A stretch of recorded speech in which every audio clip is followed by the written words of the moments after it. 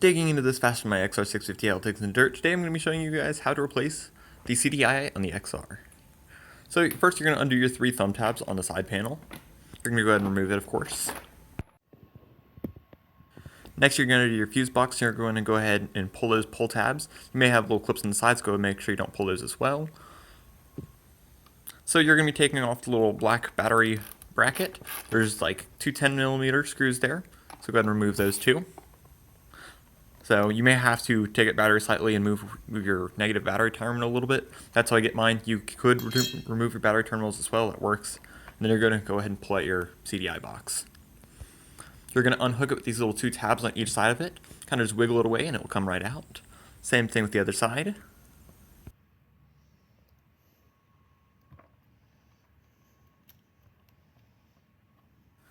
So now you're going to have to reuse this little CDI bracket. It's just this little rubber piece. Pull it back and you're going to go ahead and slide the new one in once you get it out.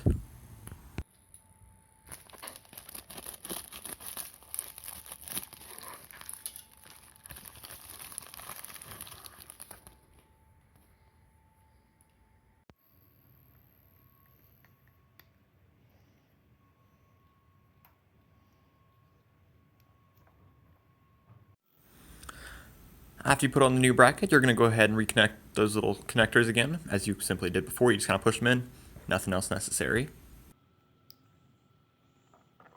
After you push those connectors back in, you're going to go ahead and push in your CDI box with its bracket on it. It may be a little tight fit, so go ahead and work with it, play with it, and make sure it goes all the way in, and as well as pushing the negative battery terminal if you need to do so. So you're going to go ahead and move on to putting that bracket back on. I kind of like just kind of putting it underneath the wire and lining it up like that.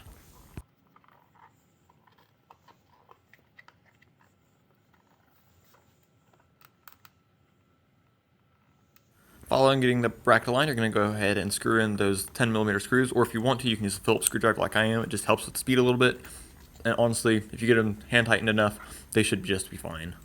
It's just loosening it, they can be a little tight at first.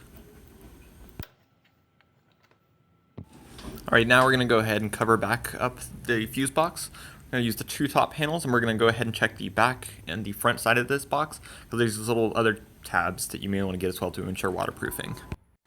Lastly, we're going to be sticking back on the side panel. There's 3 screws, as I just pointed out. Go ahead and just twist them on, and you're done. That's all it is for a CDI replacement. Now, if you found that this video helped you out, I would really appreciate if you liked and subscribed. Thank you.